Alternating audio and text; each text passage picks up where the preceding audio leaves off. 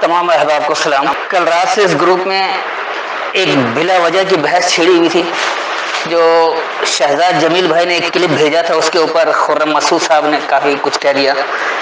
حالانکہ شہزاد جمیل بھائی کا کہنا یہ تھا کہ یہ ہم نے بھیجا ہے، اس میں کیا غلط سمجھا اس پر آپ کرتے ہیں۔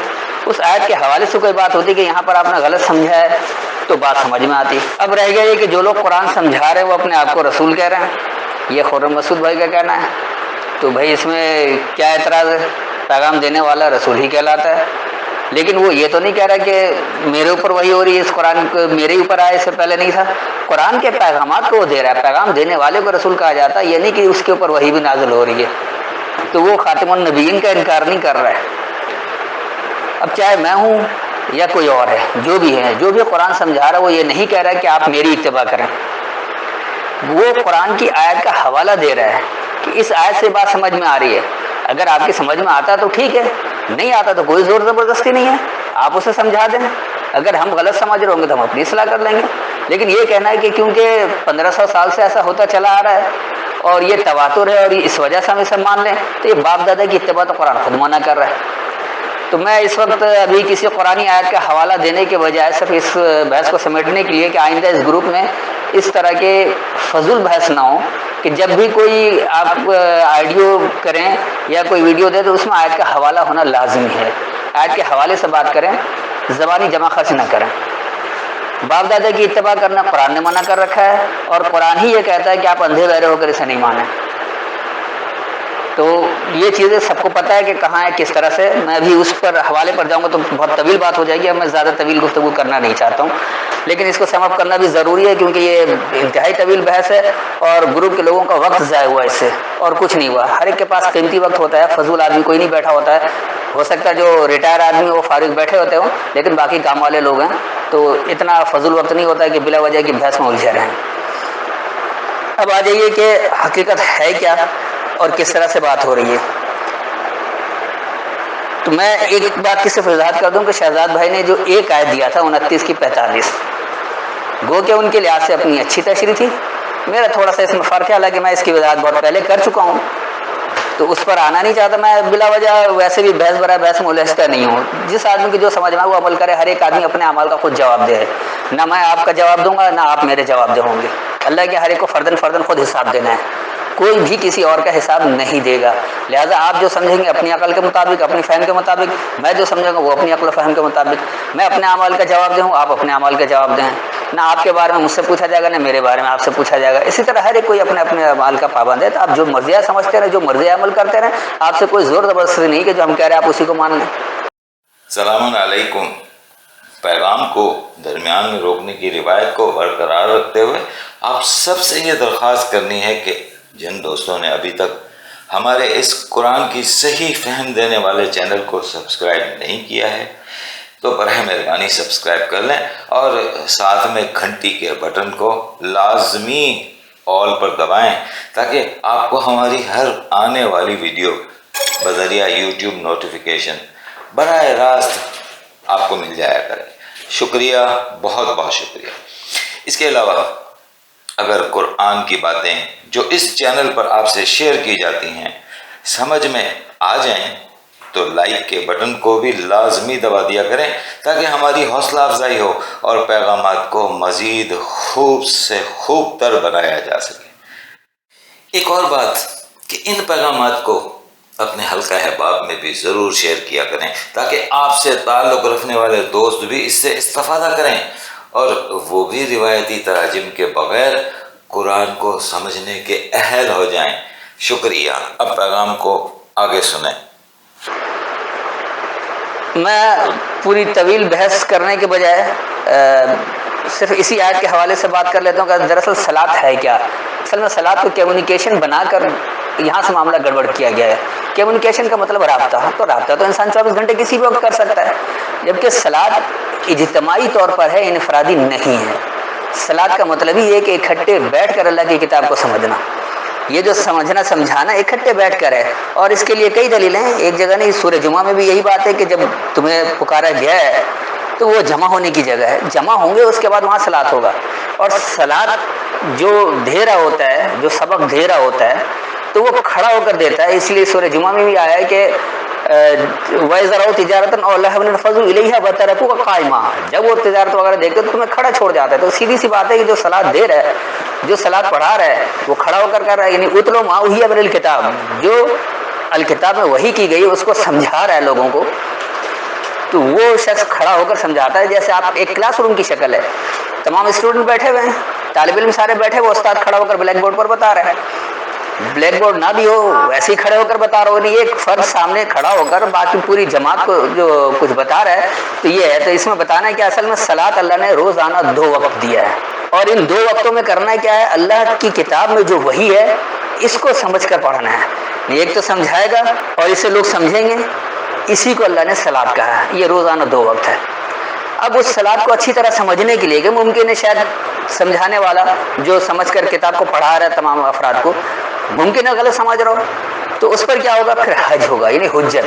حج کا مطلب یہ کہ بحث برائے دلیل، دلیل کے ساتھ بحث ہو کہ یہ بات آپ یہ غلط سمجھے، کسی اور آیت سے اس کی وضاحت ہو جائے تصریف آیت کے ذریعے.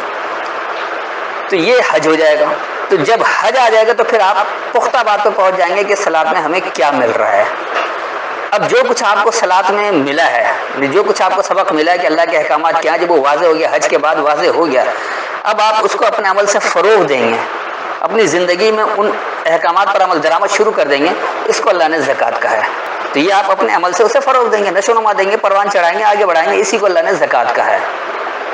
اور اس کے بعد اللہ نے ہر اس کام سے جس سے منع کر رکھا ہے، یعنی آپ کی زندگی کا ہر وہ عمل جو قرآن کے خلاف ہے، آپ کو قرآن میں سبق میں وہ باتیں نہیں ملی ہیں، آپ نے حجت بھی کر لی، آپ کو وہ بات نہیں ملی، تو پھر کیا ہوگا؟ اسے جب آپ اس سے رک جائیں گے، اس کو اللہ نے صیام کہا ہے.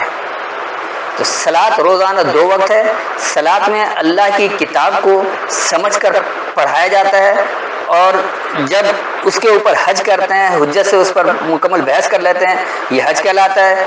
اور اس کے بعد جو آپ کو عمل مل رہا ہے، جو کچھ سمجھ میں آ رہا ہے، اس کو آپ اپنی زندگی میں لاگو کرتے ہیں، تو یہ زکوٰۃ ہے. اسے فروغ دیتے ہیں، یہ زکوٰۃ ہے. اور ہر وہ عمل جس سے اللہ نے آپ کو منع کر رکھا ہے، یا آپ کا ہر وہ عمل جو قرآن کے خلاف رہا ہے، آپ اس سے رک جائیں، یہ صیام کہلاتا ہے. تو اتنی وضاحت کافی ہے، کیونکہ میں طویل بات کرنا نہیں چاہتا ہوں، مختصر بات سمجھانا چاہتا ہوں، اور صرف اس لیے تاکہ گروپ میں آئندہ فضول بحث نہ ہو، اور اس طرح فضول بحث کرنے والوں کو گروپ سے خارج کر دیا جائے گا. کوئی دلیل کی بات ہو پھر تو ٹھیک ہے، آپ کوئی آیت کا حوالہ دیجئے کہ اس آیت سے بات سمجھ میں آ رہی ہے. یہ نہیں کہ 1500 سال سے ہوتا چلا آ رہا ہے، باپ دادا کرتے چلے آ رہے ہیں، ہمارے اکابرین کر رہے ہیں، تم غلط سمجھ رہے ہو، ہم صحیح سمجھ رہے ہیں. غلط اور صحیح کا فیصلہ کرنے والے جج بن کر نہ بیٹھیں. آپ کے سامنے آیت رکھی گئی ہے، اسے اگر غلط سمجھ رہے ہیں، آپ اس کی وضاحت کریں کہ یہاں پر آپ غلط کر رہے ہیں، اور اس کے باوجود بھی اگر آپ کے نقطۂ نظر سے وہ غلط ہے تو ٹھیک ہے، اس کو اپنا عمل کرنے دیں، آپ اپنا عمل کریں. دونوں کے نتائج خود بتائیں گے کون صحیح ہے کون غلط ہے. اللہ نے کہہ رکھا تھا وَأَنْتُمْ عَالُونَ إِن كُنتُم مُؤْمِنِينَ، دنیا میں تم ہی غالب رہو گے اگر تم مومن ہوگے.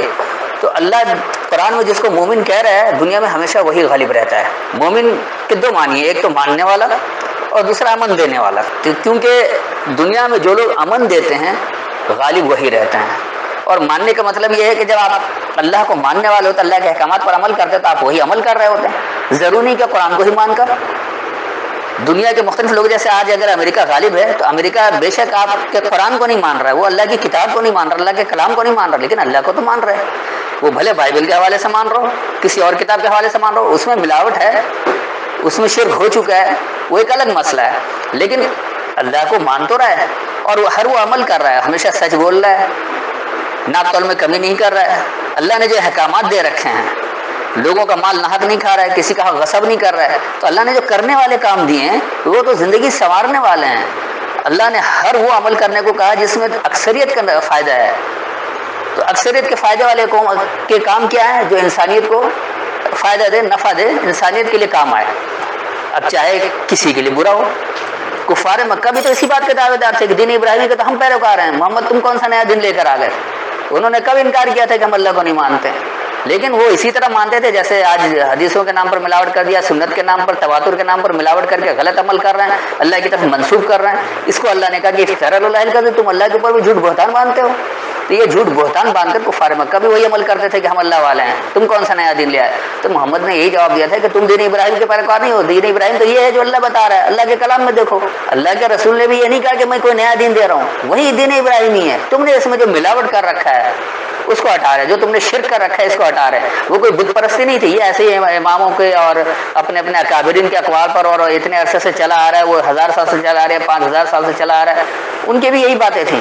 وہ یہ نہیں کہتے تھے کہ ہم اللہ کو نہیں مانتے ہیں، لیکن اللہ نے انہیں کافر کہا اس لیے کہ اللہ کی باتوں کا انکار کر، اللہ کی آیت کا انکار کر رہے ہیں۔ اسی طرح آج بھی قرآن کی آیت سے آپ کوئی بات ثابت کر سکتے ہیں تو ٹھیک ہے، اگر قرآن کی آیت سے نہیں ثابت کر سکتے تو آپ کو یہ حق نہیں پہنچتا کہ آپ فتویٰ لگانا شروع کر دیں کہ میں صحیح سمجھ رہا ہوں اور آپ غلط سمجھ رہے ہیں، یا آپ صحیح سمجھ رہے ہیں اور میں صحیح سمجھ رہا ہوں۔ یہ باتیں آپ جج بن کر نہ بیٹھیں، ہر انسان اپنے اعمال کا خود جواب دے، آپ کسی کی ججمنٹ کرنے نہ بیٹھ جائیں۔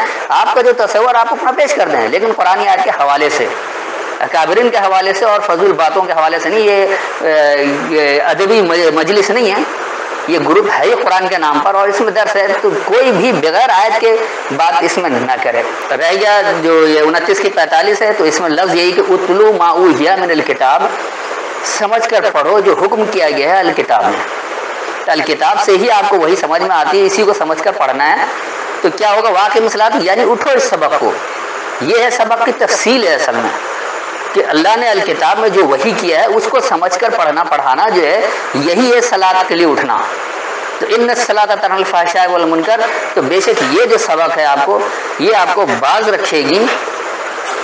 فحش کا مطلب حد سے زیادہ بڑھ جانے والا کام، جس میں آپ اللہ نے 2 وقت صلاۃ کہا، آپ نے 5 وقت بنا دیا، یہ بھی حد سے بڑھنا ہے، تو فحش سے بچ جانا۔ اور منکر یعنی اجنبیت سے، اللہ کے جو احکام نہیں ہیں آپ نے اس کو اللہ کا نام دے کر کرنا شروع کر دیا، یہ اجنبیت والی بات جو ہے یہ نہیں ہونی چاہیے۔ تو پھر ایسی صلاۃ جب آپ اللہ کی کتاب کو سمجھ کر، اس میں سے جو وحی مل رہی ہے اس کو سمجھ کر پڑھتے ہیں، اس کو سمجھ کر پڑھ کر جب عمل کرنا شروع کرتے ہیں، تو یہ صلاۃ جو ہے، یہ سبق آپ کو کیا کرتی ہے؟ حد سے زیادہ بڑھنے سے بھی روک دیتی ہے اور اجنبیت سے بھی روک دیتی ہے۔ اس کے بعد اللہ کہہ رہا ہے وَلَذِكْرُ اللَّهِ اکبر، اور اللہ کی یاد دہانی کے لیے بڑائی ہے۔ اللہ اپنی بڑائی نہیں کہہ رہا ہے، اللہ کی یاد دہانی کے لیے بڑائی ہے۔ اللہ نے جو ذکر دیا ہے، یعنی جو قرآن دیا ہے خالص، اس کی بڑائی کے لیے۔ پھر آگے اللہ کہہ رہا ہے وَاللَّهُ يَعْلَمُ مَا تَصْنَعُونَ، اور اللہ یہ جانتا ہے جو تم بنا کر دے رہے ہو۔ صنعت اسی سے نکلا ہے۔ صنعت کاری کیا ہے؟ ہمارے یہاں لوگ اچھی طرح سے جانتے ہیں کہ جو میلے وغیرہ ہوتی ہیں، کپڑے بناتے ہیں، سب کچھ کرتے ہیں، تو صنعت کہتے ہیں خود سے بنا کر دینے کو۔ تو اللہ جانتا ہے جو تم خود سے بنا کر دے رہے ہو۔ اللہ نے صلاۃ دیا 2 وقت جس میں اللہ کی کتاب کو سمجھ کر پڑھا جائے، آپ نے اس کو نماز بنا دیا، 2 کے بجائے آپ نے 5 وقت کر دیا، اور پھر اس میں اس عمل کو چھوڑ دیا جو اللہ کی کتاب کو سمجھ کر پڑھانا تھا، اس میں اپنے اٹھک بیٹھک والی بلا وجہ کی فضول باتیں ڈال دی اور اس کو اللہ کی طرف منسوب کر دیا۔ تو اس آیت کی بھی یہ وضاحت ہو گئی، اور لب لباب بھی سارا کچھ میں نے بتا دیا۔ میرے سمجھنے میں کوئی غلطی ہو سکتی ہے، آپ اس کی نشاندہی کریں کہ یہاں آپ غلط سمجھ رہے ہیں، تو میں اس کی ضرور اصلاح کر لوں گا اگر غلطی ہوئی، اور نہیں ہوئی تو میں یہ تو واضح کر دوں گا میں نے کس طرح سے سمجھا، کہاں سے سمجھا، میں اس کی تو وضاحت کر دوں گا۔ لیکن میں یہ نہیں کہوں گا کہ جو میں نے کہہ دیا آپ اس پر عمل کریں، میں کوئی زبردستی کرنے والا ہوں، یا نہ میں یہ کہوں گا کہ بس میں نہیں صحیح سمجھا اور آپ غلط سمجھ رہے۔ آپ جو سمجھ رہے اس پر آپ عمل کریں، آپ کا کام صرف پہنچانا ہے۔ ماننا یا نہ ماننا یہ ہر قاری کا اپنا فرض ہے، اس کی اپنی ذمہ داری ہے، وہ جیسا چاہے سمجھے، جیسے چاہے وہ کرے۔ تو میرے خیال میں اتنی وضاحت کا۔ السلام علیکم۔